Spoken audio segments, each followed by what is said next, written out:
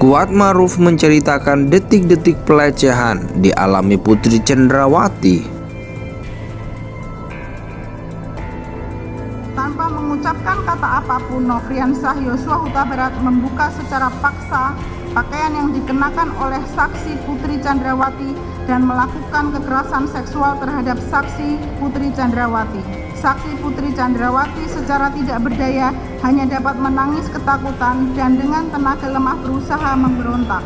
Kemudian Nofriansah Yosua Huta Barat membanting tubuh saksi Putri Cendrawati ke kasur dan kemudian kembali memaksa saksi Putri Cendrawati untuk berdiri sambil mengancam. Awas kalau kamu bilang sama Ferdi Sambo, saya tembak kamu, Ferdi Sambo, dan anak-anak kamu. Kalau kamu sampai bilang-bilang, nanti kamu dan Sambo saya habisi. Apakah mungkin seorang Brigadir Joshua mampu melakukan hal seperti itu dengan relasi kuasa, kelaziman saja? Orang habis diperkosa, biasanya jangankan untuk ngobrol dua mata dalam satu kamar, untuk ngelihat mukanya aja kita udah jijik banget, udah sebel banget kan ya. Tetapi kalau ini tidak terjadi pada Putri Cendrawati, ada apa begitu? Di mana hal tersebut merupakan hal yang mengada-ngada karena memang tidak ada peristiwa pelecehan. Sampai Putri itu dibanting. Kalau udah dibanting saya rasa pasti ada yang normal. Lagi pula itu dulu dibanting di situ, masa yang lainnya tidak mengetahui, sedangkan di rumah itu kan ada dua orang lagi. Ya, dia kan selalu mengatakan dia adalah korban. Tapi perilakunya menghilangkan barang bukti di Magelang ataupun juga di Jakarta. Perilaku dia kok malah mau nemuin orang yang melakukan perkosaan tersebut. Perilaku dia justru malah dia mengamankan senjata atau senpinya miliknya Brigadir Joshua. Hal yang sangat-sangat mencurigakan dan indikasi sangat kuat justru malah PC lah yang menjadi pelaku pelecehan tersebut. Kemudian karena malu, karena dia punya faktor kekuasaan, makanya dia memutarbalikannya ke Brigadir Joshua. Terdakwa Kuat Ma'ruf menggambarkan kejadian yang diketahuinya pada 7 Juli 2022 di rumah Magelang atas terjadinya dugaan pelecehan seksual yang dialami Putri Cendrawati. Hal itu tertuang sebagaimana dalam eksepsi atau nota keberatan atas dakwaan terdakwa Kuat Ma'ruf yang dibacakan penasihat hukum saat sidang di Pengadilan Negeri Jakarta Selatan Kamis 20 Oktober. Berawal saat Kuat tengah berada di teras rumah, kemudian dia melihat di kamar pintu Putri Cendrawati terbuka dan Brigadir J diduga telah melakukan perbuatan kekerasan seksual, di mana Kuat sempat melihat Brigadir J dengan cara mengendap-endap menuruni tangga keluar dari kamar Putri sembari nengok kanan kiri seolah-olah mencari apakah ada orang di lantai bawah. Terdakwa yang kebetulan berada di teras rumah depan jendela kaca melihat korban Nofriansah Yosua Huta Barat tersebut dan meneriaki "woi". Ternyata teriakan tersebut membuat korban Nofriansah Yosua Huta Barat lari ke arah dapur yang kemudian terdakwa menyusul mengejar, disebut penasihat hukum. Kejar-kejaran antara Kuat Ma'ruf dengan Brigadir J pun berlangsung hingga sampai ke arah garasi mobil dan masuk kembali ke dalam rumah melalui pintu depan pintu ruang tamu, sambil terus mengejar juga melalui pintu ruang tamu. "Susi, lihat ibu," kata Kuat sebagaimana dalam eksepsi berbicara kepada Susi, salah satu ART.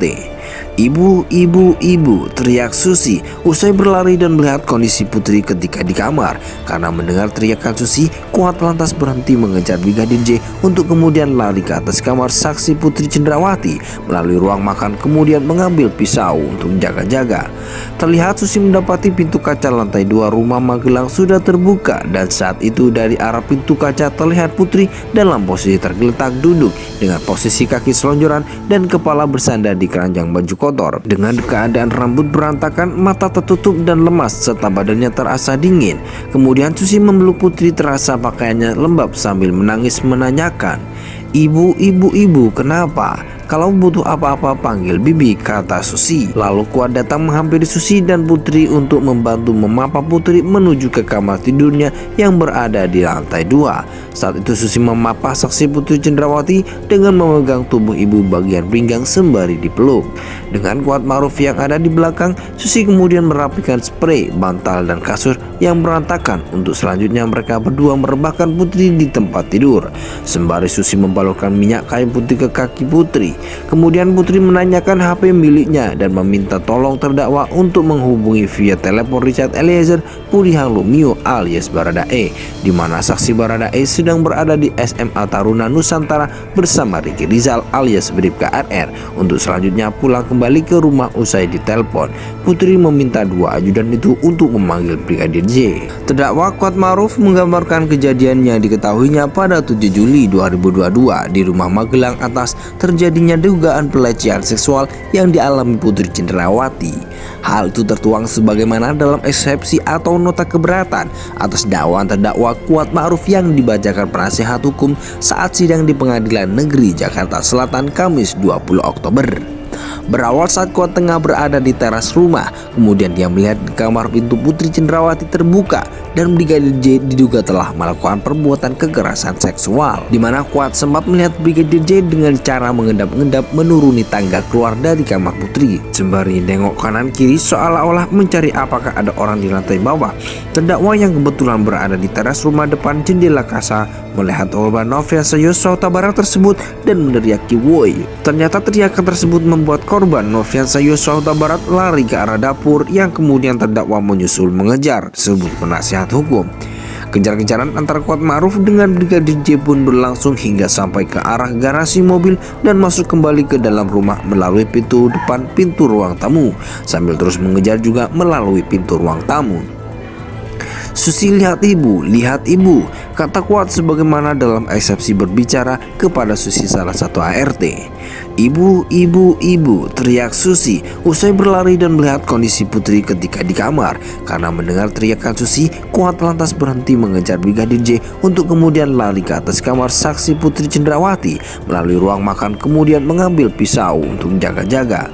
Terlihat Susi mendapati pintu kaca lantai 2 rumah Magelang sudah terbuka, dan saat itu dari arah pintu kaca terlihat Putri dalam posisi tergeletak duduk dengan posisi kaki selonjoran dan kepala bersandar di keranjang baju kotor. Dengan keadaan rambut berantakan, mata tertutup dan lemas serta badannya terasa dingin.